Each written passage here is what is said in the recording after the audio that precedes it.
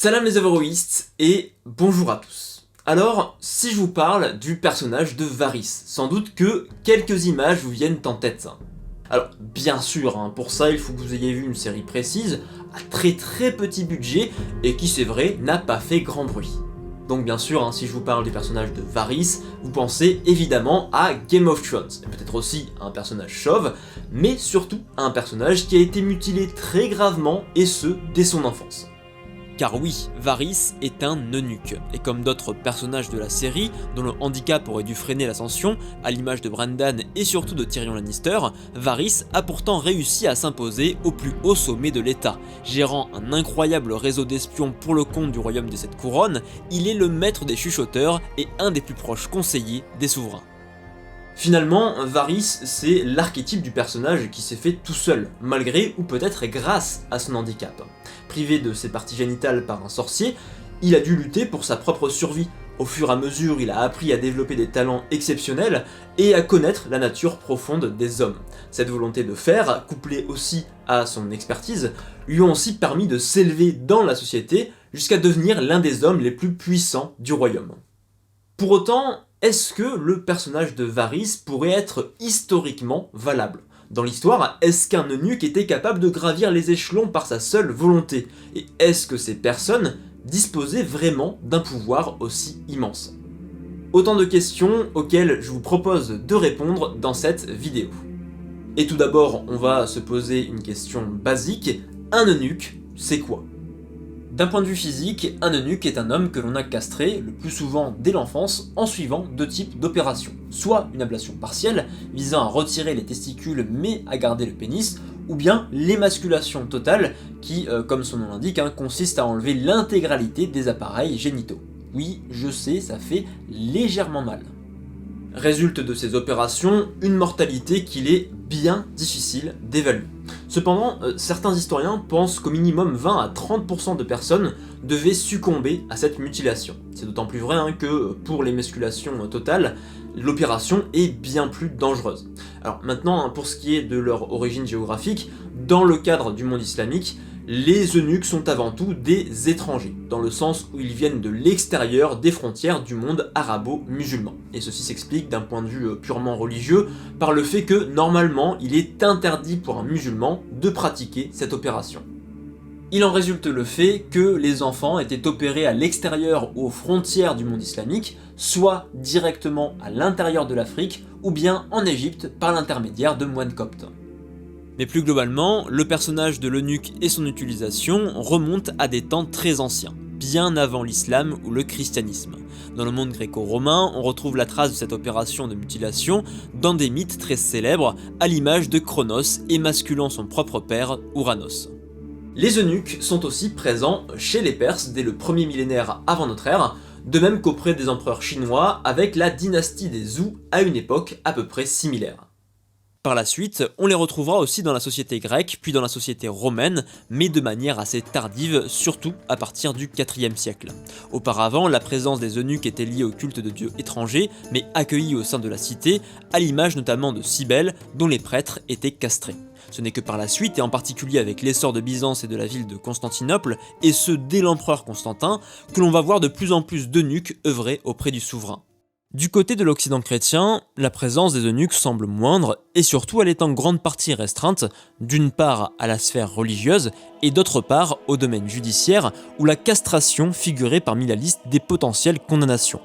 Aussi, certains croyants n'hésitaient pas à s'automutiler en signe de leur grande dévotion, même si cette pratique fut quand même globalement condamnée au sein du christianisme. On a l'exemple d'Origène au IIIe siècle, dont l'histoire de sa castration a été très répandue au cours du Moyen-Âge, autant par les textes que par les arts, bien qu'elle semble peut-être n'avoir aucune crédibilité historique. Seulement, tout cela ne signifie pas que l'Occident ne participait pas au commerce d'esclaves, et notamment des eunuques, bien au contraire. Puisqu'avant que le site ne soit connu à travers la Grande Guerre, c'est à Verdun que se trouvait l'un des centres les plus importants, destinés à castrer des hommes, et tout particulièrement des Slaves. Des eunuques que l'on envoyait ensuite en direction de l'Orient, le tout dans le cadre d'un vaste réseau commercial. Et puis enfin, il ne faut pas oublier que l'Afrique a aussi développé ses propres pratiques vis-à-vis des eunuques, et certains historiens pensent par exemple qu'ils auraient été introduits en Égypte autour des années 330 avant notre ère, avant de connaître un essor sous la dynastie Lagide. On sait également que les eunuques se trouvaient plus au sud, en Afrique orientale, principalement au Soudan avec le royaume de Kouch. Plus tard, pendant plus d'un millénaire, entre le 7e et le 20e siècle, une partie des royaumes africains utiliseront eux-mêmes des eunuques et en fourniront au pouvoir musulman, servant alors d'intermédiaires. Mais j'ai envie de vous dire, pourquoi ces pouvoirs musulmans ont choisi des eunuques slaves et africains? Eh bien, tout simplement parce qu'au-delà de l'interdiction religieuse dont je vous ai parlé un peu plus tôt, parmi tous les hommes dont peut disposer le souverain musulman, personne n'est aussi fidèle qu'un eunuque. Une extrême fidélité qui est acquise grâce à divers facteurs. D'abord, le déracinement géographique, puisque l'eunuque se trouve souvent à des milliers de kilomètres de sa région d'origine. Ce qui, deuxièmement, conduit à un déracinement social.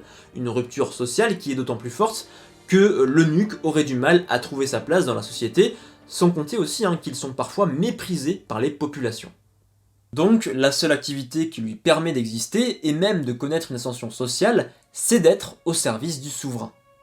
Et enfin, le troisième facteur de fidélité est lié au fait que l'eunuque est stérile, même s'il peut bien sûr parfois avoir des rapports sexuels, par contre il est tout bonnement incapable de posséder une descendance, ce qui écarte donc le risque qu'il nourrisse le projet de renverser le souverain pour prendre sa place et in fine donner naissance à une nouvelle dynastie.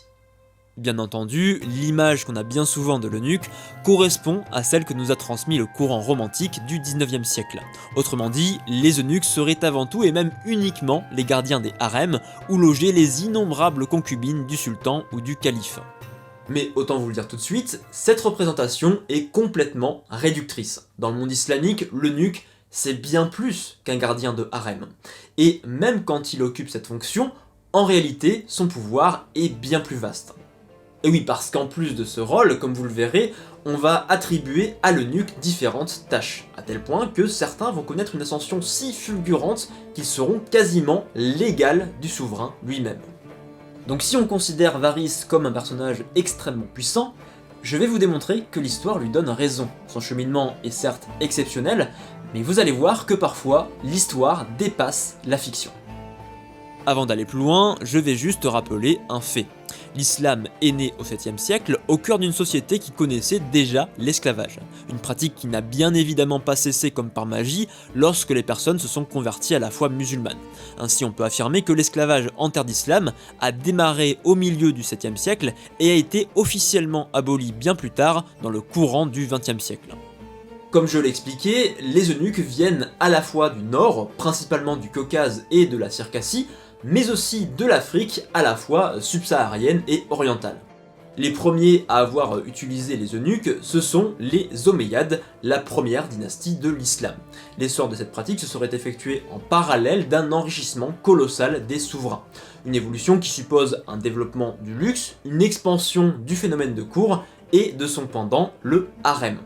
Et donc, logiquement, les sources nous disent que les dirigeants omeyyades ont requis les services d'une foule de plus en plus considérable d'eunuques. D'ailleurs, en 750, la dynastie des Omeyyades sera renversée par les Abbassides. Et parmi les acteurs de cette chute, qui trouve-t-on, selon l'auteur Al-Balazouri? Un eunuque. Ainsi, les Abbassides prennent le pouvoir et le garderont plus ou moins jusqu'en 1258. Vous savez, c'est la fameuse prise de Bagdad, réalisée par les Mongols, de manière extrêmement cordiale et diplomatique.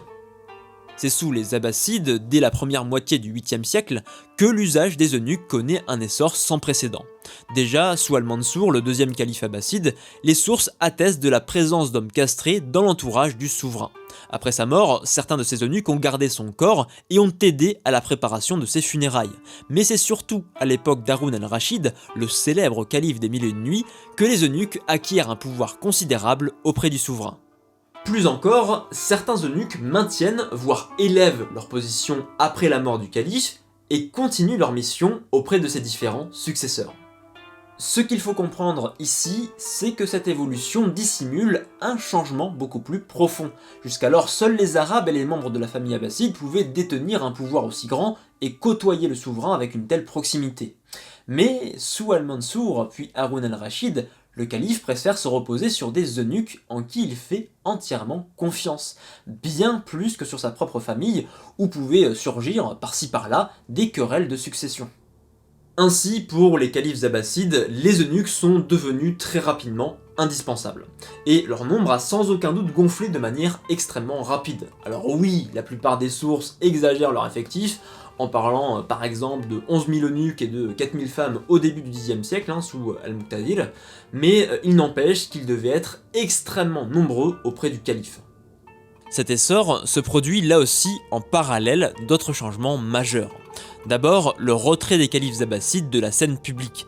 Pour le dire plus simplement, les souverains restent de plus en plus cloîtrés dans leur palais, et ceci surtout après le déplacement de leur résidence à Samara en 836. Ils délèguent alors leur pouvoir à des administrateurs et subalternes, et se reposent sur leurs commandants pour ce qui est de la conduite de la guerre. Cet effacement du calife débouche sur une proximité de plus en plus importante entre la figure du souverain et le personnel normalement relégué à l'intérieur du palais. Ainsi, le harem gagne en influence, mais aussi et surtout les eunuques. D'un, parce que les eunuques, de par leur stérilité, sont depuis longtemps destinés à surveiller les concubines du calife. Et de deux, parce que eux aussi passent la plupart de leur temps au sein du palais, et donc à proximité du calife. Et de plus en plus, assez logiquement, les eunuques vont devenir des intermédiaires entre la sphère privée, le calife et ses concubines, et le monde du dehors, autrement dit les commandants, les administrateurs, et finalement toutes les personnes à qui le calife veut parler, donner un ordre, ou qu'il veut voir aussi, ça arrive parfois, réduites au silence. Finalement, les eunuques se font les bras droits du souverain. À l'intérieur, ils gardent ses femmes et ses secrets, et à l'extérieur, ils agissent en son nom en tant que délégués de son pouvoir. Et si cette évolution a lieu, c'est bien parce que les califes le veulent. Comme je vous le disais auparavant, c'était les Arabes qui dominaient. Mais à la fin du 9e siècle, les agents officiels de l'État, ce ne sont pas les Arabes ni les eunuques, mais des Turcs et des Persans. Les Turcs occupant les postes militaires et les Persans les postes administratifs. Globalement, Turcs et Persans représentent deux factions distinctes qui s'affrontent pour prendre le pouvoir. Et au milieu de tout ce désordre, eh bien le calife va rapidement devenir une sorte de pantin, balancé à droite, à gauche au gré des alliances qui se font et se défont, et des ambitions des uns et des autres. Pour le calife, l'eunuque représente donc une opportunité majeure, celle de ne plus dépendre, ou en tout cas plus totalement, de l'influence de ces deux factions, turcs et persans. Le souverain n'est plus une poupée de chiffon, il n'est plus seulement le représentant de l'autorité légitime, il est aussi un acteur politique qui peut agir et agir de manière violente. À plusieurs reprises, les eunuques s'illustrent donc en tant que bras armés du calife. L'exemple le plus frappant est celui de la chute des Barmakides, sans doute les plus grands administrateurs persans qu'ait connu le califat abbasside. Et pourtant, c'est justement leur grand pouvoir qui a causé leur perte. On est au début du 9e siècle, quand Haroun al-Rachid décide que le temps est venu de se séparer de cette famille par trop puissante. Et à votre avis, à qui va-t-il s'adresser pour accomplir cette mission? À ses eunuques. De cette histoire, on a surtout le nom d'un eunuque, Masrour al-Kabir, et ce dernier va non seulement arrêter les Barmakides, mais il va en plus être chargé d'exécuter Jafar ibn Yahya, qui était la personnalité la plus importante de la famille. Après, on a le nom d'un autre eunuque, Rachid, dont le rôle est de capturer le père de Jafar, Yahya ibn Khalid. C'est-à-dire que, pour une tâche aussi essentielle, voire même vitale pour la survie du pouvoir, le souverain ne fait pas confiance à ses représentants, ni même à sa propre famille, mais uniquement à ses eunuques.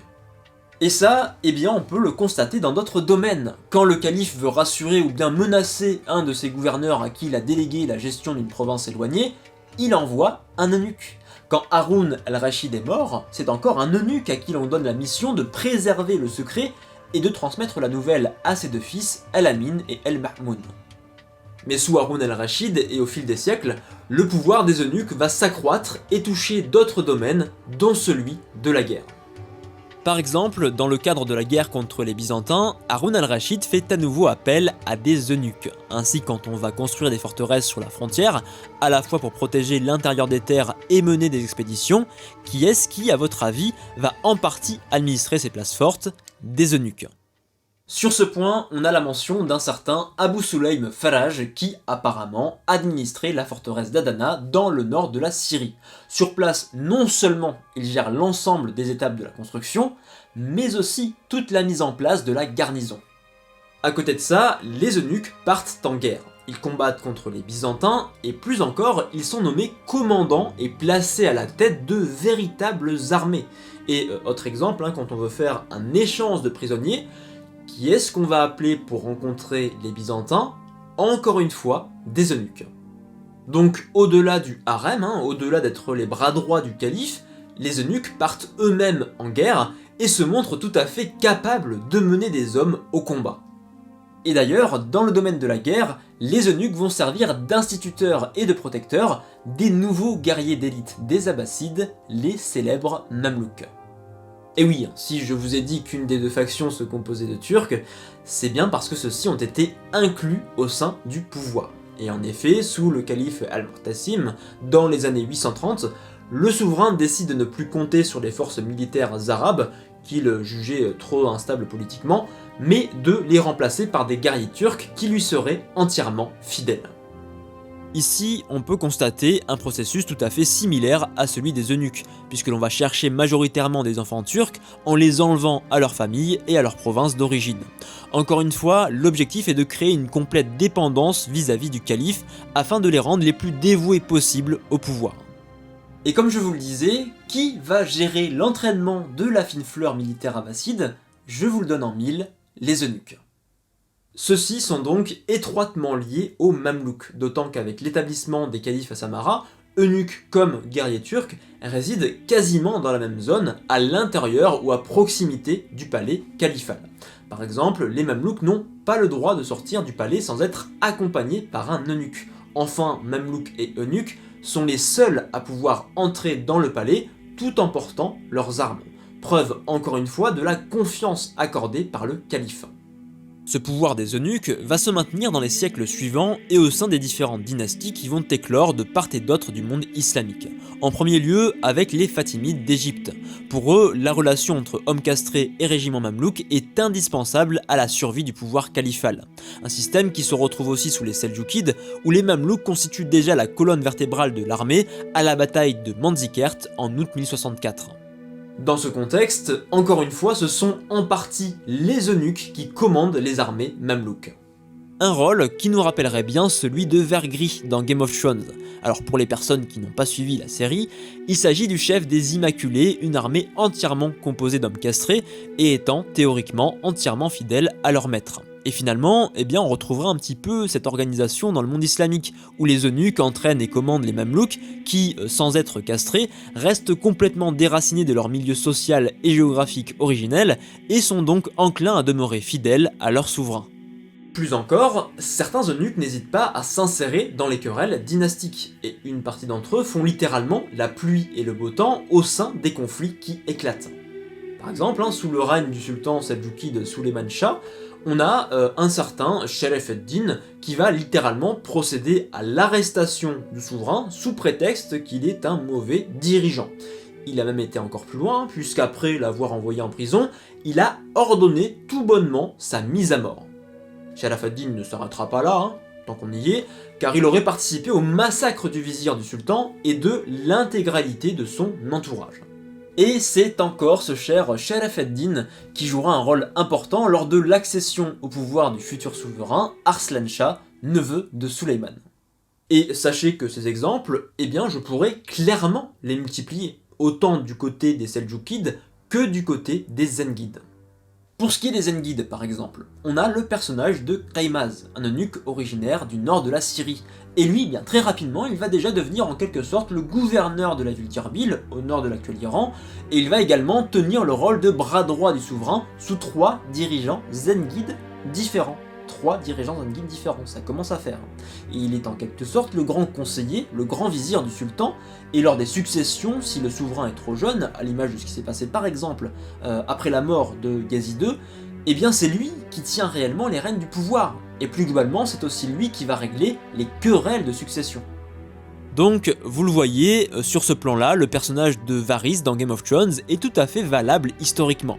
Je dirais même que les eunuques dont on a parlé, notamment le dernier, Caïmaz, possèdent encore plus de pouvoir que Varys. Reste que, pour s'élever dans la société, l'eunuque a obligatoirement besoin du soutien du souverain musulman. Parce que s'il était largué tout seul dans la ville, en souffrant à la fois physiquement et socialement de sa mutilation, avec en plus le fait qu'il était déraciné géographiquement, il est sans doute impossible qu'il puisse connaître une quelconque ascension sociale. Alors que Varys, de son côté, il y parvient. Il est finalement assez indépendant de la figure du souverain, tout en restant assez vulnérable face aux décisions du roi ou de la reine qu'il va servir. Donc maintenant qu'on a dit tout ça, je vous propose de nous diriger vers la Turquie, de traverser quelques siècles pour nous plonger au cœur de l'Empire ottoman. Parce que oui, comme je l'ai dit plus tôt, quand on parle des eunuques, on pense surtout aux gardiens du harem. Un harem qui, comme vous le savez, sous la dynastie ottomane, a atteint son paroxysme. Pour commencer, sous les Ottomans, deux types d'eunuques sont présents au sein du palais. Certains se trouvent à l'extérieur du harem et gardent la porte de la félicité. Celle-ci mène à la troisième cour du palais de Topkapı et aux appartements privés du sultan. Quant au reste des eunuques, ceux-ci restaient dans le harem, surveillant ses accès et ses occupants, les concubines du souverain ainsi que leurs enfants. Jusque-là, les eunuques sont principalement des eunuques blancs originaires d'Europe, parce que jusqu'au début du XVIe siècle, ce sont les Mamelouks qui maîtrisent les voies commerciales entre l'Afrique orientale et l'Égypte. Chez les Ottomans, un peu à la manière des Abbassides, c'est une évolution dans la façon de gouverner et même dans la manière de vivre du sultan et de son entourage qui va permettre aux eunuques, et notamment aux eunuques du harem, de gagner en influence et en pouvoir. Il faut savoir qu'à la fin du XVe siècle, le harem n'aurait accueilli qu'une centaine de concubines. Et en plus de ça, les filles, l'épouse et la mère du sultan ne résidaient pas au palais de Topkapı, mais dans celui d'Edirne. Toutefois, au XVIe siècle, tout s'accélère et le harem gagne de plus en plus d'importance. Au fur et à mesure du temps, celui-ci s'agrandit avec de nouveaux appartements, des dortoirs et des salles de réception et accueille à présent plus d'1 millier de femmes.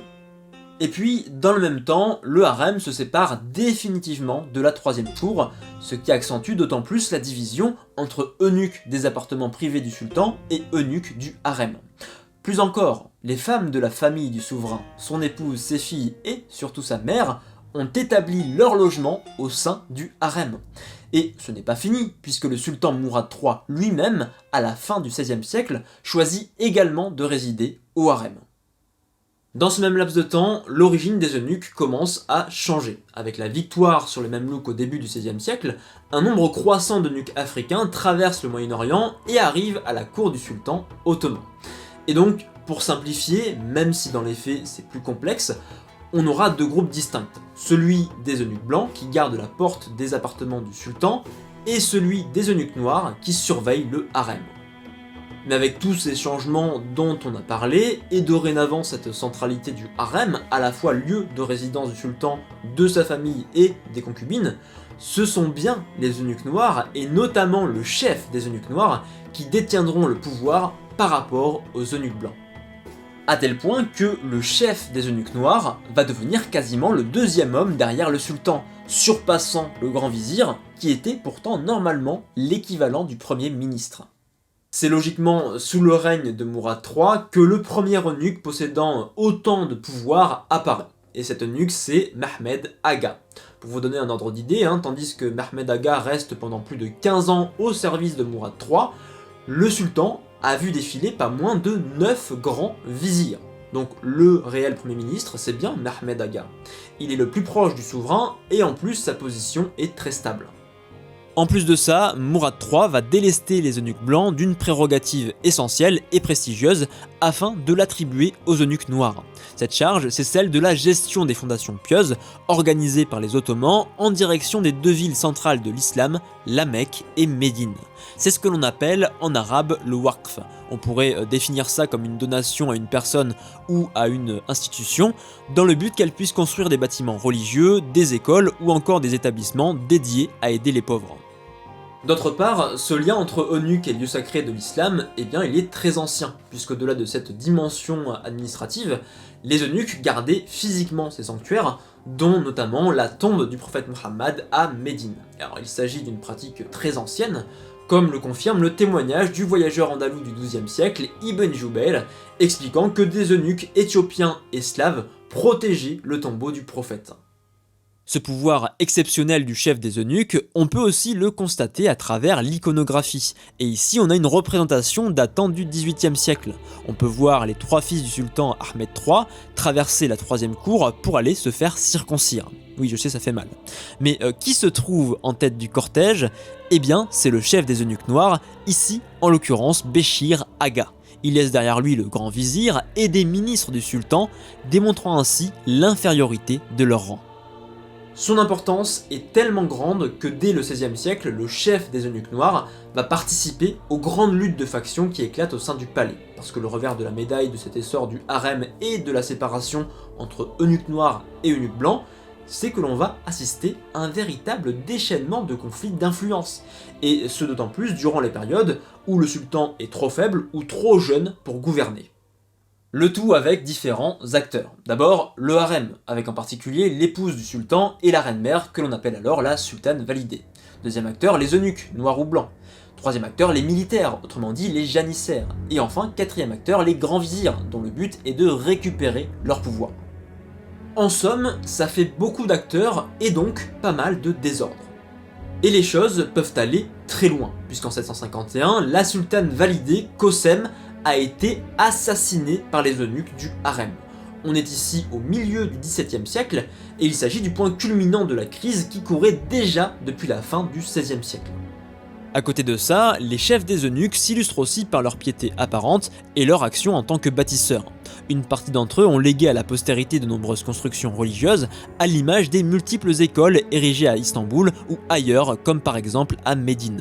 Mais on a aussi de vastes librairies, comme celle de Béchir Aga, une des plus riches de la capitale ottomane, rassemblant plus d'1 millier de volumes dans des domaines extrêmement variés, à la fois religieux, scientifiques et littéraires. Certains eunuques vont même superviser la création de villes entières. C'est le cas de Mehmed Aga, envoyé par le sultan Mourad III dans le sud-ouest de l'Ukraine pour organiser les opérations. Mais une fois que cette crise du XVIIe siècle est passée, eh bien le pouvoir du chef des eunuques va entrer dans une phase de déclin. D'abord à partir de la fin des années 1600 et jusqu'au XVIIIe siècle avec les réformes menées par les Koprulu, une famille de grands vizirs. Puis surtout au XIXe siècle où les sultans ottomans ont voulu mener des réformes sur les plans militaires et administratifs avec pour objectif de moderniser l'État sur le modèle occidental. Ainsi, à la fin du règne de Mahmoud II en 1839, il ne restait quasiment aucun eunuque blanc au palais. En parallèle de cette disparition, Mahmoud II retire au chef des eunuques noirs la gestion des fondations pieuses de La Mecque et Médine pour la confier à un bureau spécialisé. Autrement dit, l'administration ottomane se professionnalise. Le grand vizir retrouve son rôle de premier ministre, les membres qui aident le souverain à gouverner sont des conseillers professionnels, et la gestion de nombreux domaines est confiée à une bureaucratie de plus en plus structurée. Le pouvoir des eunuques est donc à présent restreint au harem, et autant vous dire qu'il n'est plus que l'ombre de ce qu'il avait été auparavant. Au fil des décennies, et notamment avec les événements du début du XXe siècle, la révolution turque et la défaite lors de la Première Guerre mondiale, l'institution du harem, et avec elle celle des eunuques, est définitivement supprimée. Parmi les hommes castrés qui se retrouvent ainsi brutalement plongés dans la société turque, nous avons le témoignage de Nadir Aga, offert en 1950 au magazine Hayat. Radzi en Éthiopie vers les années 1880, il a rejoint le palais de Yildiz du sultan Abdülhamid II après avoir passé 3 ans au sein d'une famille mécoise. Dans les années 1920, il se retrouve alors obligé de vivre au sein de la société turque et de travailler pour survivre. Le tout sous le regard méfiant, voire méprisant des habitants, reconnaissant en lui à la fois l'ancien pouvoir déchu et un homme qui, finalement, n'est plus vraiment un homme. Certains des eunuques ont donc choisi de s'exiler en compagnie de la famille impériale, restant à leur service, mais cette fois-ci en tant que salariés. Ironiquement, il faut quand même savoir que le premier ministre de la République, Mustafa Kemal Atatürk, a employé les services d'un eunuque, Necip Effendi de son beau nom, pour surveiller tranquillement ses filles. Donc, au sein du monde islamique, l'eunuque peut devenir quelqu'un d'extrêmement puissant. Sur ce point, le personnage de Varys est complètement valable d'un point de vue historique. La seule différence, à part grande exception, est que l'eunuque historique est bien plus dépendant vis-à-vis du souverain, de ses décisions et des renversements politiques. Aussi, chose importante à rappeler, aujourd'hui je ne vous ai parlé que d'une infime partie des eunuques, autrement dit, ceux sur lesquels on dispose de témoignages, de sources, et qui sont les eunuques les plus puissants dans la société. Donc, gardez en tête que, faute de texte, en vérité on ne connaît pas la situation de la majorité des eunuques dans le monde islamique. Enfin, pour finir, du côté de l'Occident, la castration a été pratiquée jusqu'à une période assez tardive, en particulier dans le cadre du chant et de l'opéra. Ainsi, l'opération avait pour but de préserver la voix aiguë de jeunes chanteurs masculins pour éviter qu'elle ne devienne trop grave au cours de l'adolescence. Cela commence réellement à changer à la fin du XVIIIe siècle, où certains penseurs des Lumières, à l'image de Jean-Jacques Rousseau, s'élèvent contre une pratique jugée barbare. L'un des chanteurs d'opéra castrés parmi les plus célèbres, Farinelli, s'est justement produit sur cette scène à cette époque, avant de voir cette pratique disparaître au cours du XIXe siècle. Avant de finir, pour ceux qui voudraient en savoir plus et en connaître plus sur l'histoire de l'islam, je vous invite à cliquer sur le premier lien dans la description pour vous inscrire au groupe privé de la chaîne. En fait c'est très simple, derrière ce nom de groupe privé, c'est le fait que parfois le mercredi, parfois le samedi, parce que c'est pas toujours régulier, je vous envoie un mail dans votre boîte mail qui parle bien sûr de l'histoire de l'islam, il n'y a pas de choses inédites comme ça, je vais pas parler d'histoire du socialisme au 19e siècle, non, je vous parle d'histoire de l'islam. Donc voilà, je vais vous parler d'histoire de l'islam, aussi d'historiographie, de comment les historiens travaillent, parce que c'est en comprenant leur méthode de travail aussi qu'on comprend mieux l'histoire. Donc voilà, si vous êtes intéressé pour en savoir plus sur l'histoire de l'islam, cliquez sur ce premier lien et inscrivez-vous au groupe privé. Sur ce, je vous remercie d'avoir visionné cette vidéo, j'espère qu'elle vous aura plu. N'hésitez pas bien sûr, comme toujours, à la liker, à laisser vos commentaires, laissez-moi vos questions si vous avez des questions sur ce sujet précisément ou sur le sujet de l'esclavage de manière plus générale. Enfin, je remercie ceux qui financent la chaîne, ceux qui permettent à la chaîne aussi de vivre, donc que ce soit par Tipeee mais aussi par Utip, voilà, pour ceux qui voudraient faire un choix entre les deux plateformes, c'est possible. Donc merci encore à vous, vos noms ça apparaissent à l'écran, merci. Sur ce, je vous dis à la prochaine, et comme toujours, portez-vous bien.